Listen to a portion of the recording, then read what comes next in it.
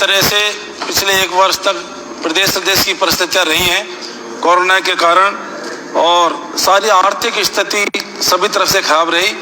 भारत सरकार ने भी जो हमारे स्टेट का बजट था उसमें कटौती करी, और ऐसी परिस्थितियों में जो बजट पेश हुआ, मैं समझता हूँ न तो पक्ष को और न विपक्ष को ऐसी उम्मीद थी नहीं, हमको भी ऐसी उम्मीद नहीं थी कि हमारे मुख्यमंत्री महोदय इतना अच्छा बजट पेश कर पाएंगे जिसमें जन कल्याण की सारी योजनाओं को छुआ, सड़क हो, हॉस्पिटल हो, स्वास्थ्य हो और इंफ्रास्ट्रक्चर के काम हो, प्रत्येक साइड में पैसा दिया गया।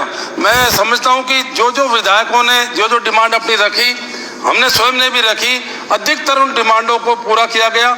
चाहे किसी ने एसडी ऑफिस मांगा हो, चाहे किसी ने तहसील मांगी हो, चाहे किसी ने स्कूल मांगी हो, चाहे पीएससी मांगी हो, चाहे हॉस्पिटल मांगी हो, चाहे सड़क मांगी हो, ऐसी इन परिस्थितियों में भी मैं समझता हूँ कि इससे अच्छा बजट कोई हो ही नहीं सकता। इसलिए मैं इस बजट का समर्थन करता हूँ। माननीय आप कह रहे, वाह, आप ये कह रहे थे, मैं उस दिन सुन रहा था, अब ये घोषणाओं का पिटारा है, घोषणाओं का पिटारा है।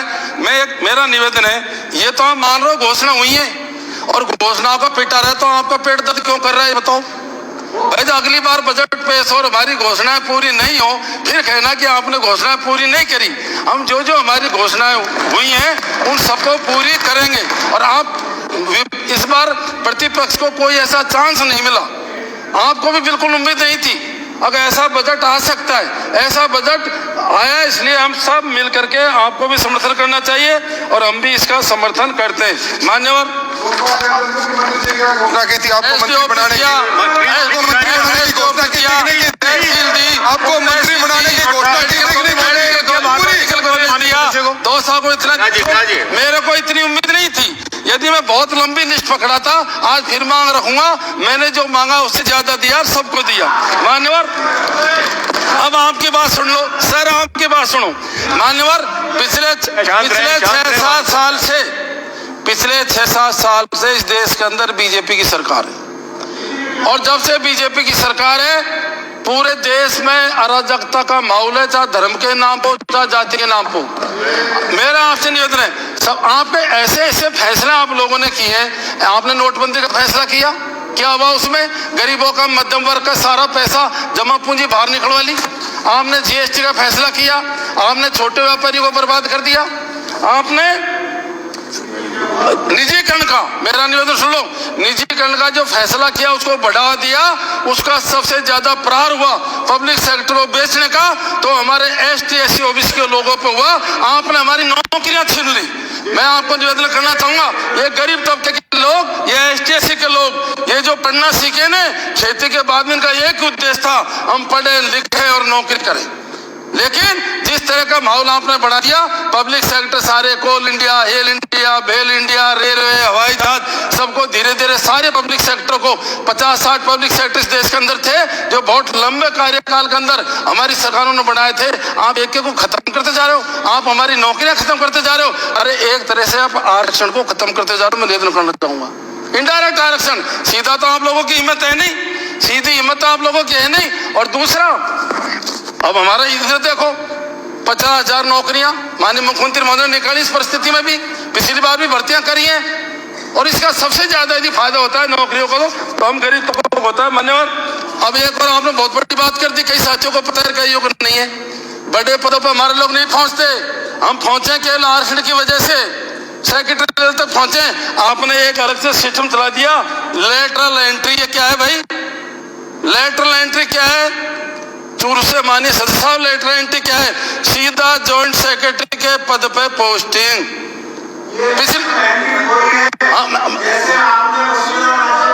क्या ना इस बार ये लेटरल एंट्री वही है। लेटर एंट्री में क्या हुआ? जैसे कर करा के हमने मकान लिया ना, एंट्री है ये। लेटर एंट्री क्या है? पिछली बार आप बैठिए मैं देखो पहली बार तो बोला हूँ यार, कृपा करके चुपचाप बैठ जाओ 5-7 मिनट के लिए। लेटर एंट्री पिछली बार आपने जॉइंट सेक्रेटरी के ऊपर डायरेक्ट पोस्टिंग दी, एक भी एसटी एससी ओबीसी का आदमी नहीं था। इस बार अभी हाल ही में आपने 30 ISO की जॉइंट सेक्रेटरी डायरेक्टर के पद निकाले। आप देख लेना, लेटर एंट्री के माध्यम से एक भी ST/SC OBC का उसमें आरक्षण की व्यवस्था नहीं है।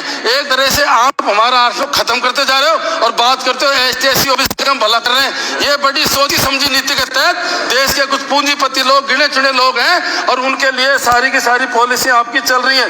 मेरा निवेदन है, कृपा करके आप हमारे ऊपर रहम करो। ये बहुत सी ऐसी बात है। दूसरा, आपने पहले व्यापारी को मार दिया, युवाओं की नौकरी छीन ली, आपने गरीब तबके को मार दिया, सबका कर दिया और बचे थे बेचारे एक किसान। अभी हाल ही में क्या किया आपने? किसानों को ऊपर 3 काले कानून और आप शब्द का प्रयोग करते हो। ये राष्ट्रद्रोही है, ये देशद्रोही है, ये अफगानी है, ये पाकिस्तानी है, पता नहीं क्या क्या हम बात करते हो। जब देश की 70% जनसंख्या जो कृषि आधारित है और वो ही राष्ट्रद्रोही हो गए तो फिर बचा क्या इस देश के अंदर? कुछ था ही नहीं। इसलिए कृपा करके आप स्वयं आत्ममंथन करो। आप करके रहो। आखिर महंगाई के लिए आप देख लो, 1 रुपए बढ़ जाता था तो बीजेपी वाले पूरे देश को बंद करा देते थे। इंटरनल जो मार्केट है आज क्रूड ऑयल का 50% है, आप पहुंचा दिया। गैस के सिलेंडर 850 पहुंचा दिया, डीजल पेट्रोल 100 रुपए पहुंचा दिया। आप ये तो सोचो अगर चाहते क्या, फिर भी कहते हो बहुत अच्छे हैं। इसलिए अब धीरे धीरे जनता जाग चुकी है और आने वाले टाइम वहां पर सब पता लग जाएगा। करवा दिया इन्होंने और आपने वसुंधरा राजे को सुप्रीम कोर्ट के निर्णय के बाद भी मकान दे दिया। कहाँ जा रहे हो आप? अरे वो बीजेपी के लोग प्रियंका गांधी को घर से बाहर निकाल रहे हैं और आप क्या कोटियां दे रहे हैं उनको? आप कोटियां दे रहे हैं उनको। जनता जग रही है। अब मेरा निवेदन है, क्योंकि फिर घंटे बज जाएगी। कहाँ जाग रहे हो आप? आप धीरे धीरे कर रहे हो। धीरे धीरे आपकी नेता को जनता में तेजी से मकान खाली करवाया। अधिकार बनता है इनके कोटी का। बताओ ना आप। क्यों तेजना पैदा कर रहे हैं आप? विराजिए प्लीज, विराजिए आप, विराजिए आप, विराजिए, विराजिए। अब बैठ जाओ, नहीं होगा,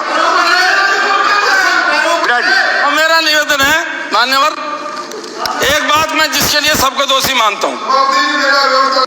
सभापति महोदय, सभापति महोदय, मैं सदन का ध्यान रात्रि का नाम की बात कर रहे हैं। के लिए हमने हार गए मकान के लिए। आरोप लगाते हैं आसन पैरों सभापति महोदय, मेरा निवेदन है कि ये लोग भी सोची समझी नीति के तहत हल्ला करते हैं, क्योंकि ये आरक्षण। आप सीधे सीधे अपनी बात पे आइए। मैं मेरी बात पा रहा हूँ। अपनी बात मैंने निवेदन किया था, अब भारत की सिविल सर्विसेज में इनडायरेक्ट आरक्षण को समाप्त किया जा रहा है। ये लेटरल एंट्री के तहत डायरेक्ट जॉइंट सेक्रेटरी और सेक्रेटरी भर्ती कर रहे हैं। इसमें ST/SC OBC का कोई कोटा नहीं है। ये इस बात को सिद्ध करता है। हमारा IAS 15 साल की नौकरी करने के बाद में जॉइंट सेक्रेटरी बनता है। ये सीधे प्राइवेट सेक्टर से ले रहे हैं। तो मैं ये मानता हूँ कि आपकी सरकार आरक्षण विरोधी है। अल्लाह करने से पार नहीं पड़ेगी। हाँ, वैकेंसियां निकालिए। दूसरा, हमने एक से एक अच्छे काम किए। पंचायत राज का पुनर्गठन कोई छोटी मोटी बात थी क्या? हमारे दौसा जैसी जगह में 5 पंचायत समिति, अगर पंचायत समिति होगी, कितनी ग्राम पंचायत बनी, ये सारी बात है। एक जो बहुत बड़ा मुद्दा है जिसके लिए हम भी दोषी हैं। मैं निवेदन करूंगा मान्यवर, इस प्रदेश के अंदर जब से देश आजाद हुआ है, हमने स्वयं ने देखा, जब बचपन में थे पूरी राजस्थान बिल्कुल हरा भरा था और पश्चिमी राजस्थान, मैंने स्वयं ने सूरतगढ़ में नौकरी करी है, 83-84 के अंदर वहां रेगिस्तान हुआ करता था। आज इन सालों में इतना अंतर आया है, आज पूरी राजस्थान जो हरा भरा था वो रेगिस्तान हो गया और पश्चिमी राजस्थान जो रेगिस्तान था हरा भरा हो गया। इसके लिए हम दोनों पक्षी दोषी हैं। पूरी राजस्थान पे किसी ने ध्यान नहीं दिया गया। मैं धन्यवाद देना चाहूंगा माननीय मुख्यमंत्री महोदय को कि उन्होंने ERCP जो प्रोजेक्ट है उसको नेशनल प्रोजेक्ट डिक्लेयर करने के लिए माननीय प्रधानमंत्री महोदय से मांग की। इसमें हम सब लोगों को सहयोग करना चाहिए ताकि इन 13 जिलों में पानी आ सके। मान्यवर, इसके अलावा अब मेरी छोटी छोटी मांगे। दौसा जिला राजस्थान के अंदर पानी के मामले में सबसे पिछड़ा हुआ जिला है। पहले तो बहुत पानी था, पहले तो हम बाल्टियों से पानी निकाल लेते थे कुओं में से। आज की स्थिति में 10 दिन 15 दिन पानी आता है। ईसरदा डैम 2013 में स्वीकृत हुआ था, बंद का काम दिसंबर तक पूरा हो जाएगा। मैं आपके माध्यम से मांग करना चाहता हूं, अब जब तक बंदा पूरा हो, मेन पाइपलाइन का लिए 200-400 करोड़ रुपए मिल जाए तो उसके पैरेलल काम हमारा चालू हो जाए। इसके अलावा मान्यवर, कुछ हमारी छोटी छोटी बातें और हैं।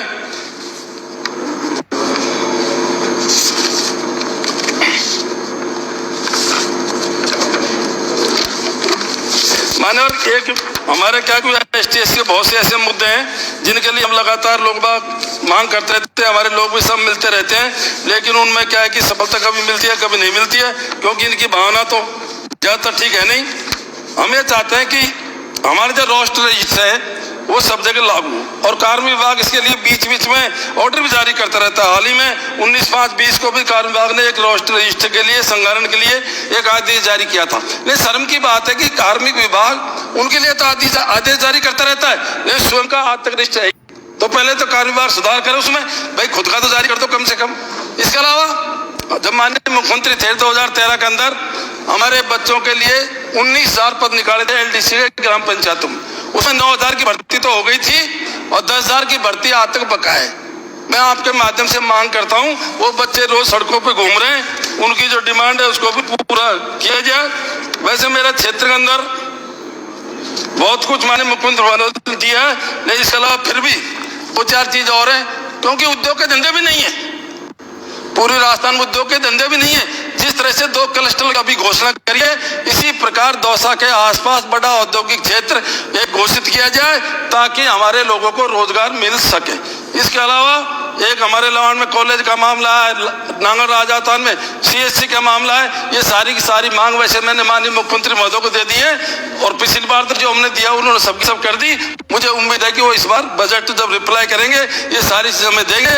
आपने बोलने का मौका दिया उसके लिए बहुत बहुत धन्यवाद।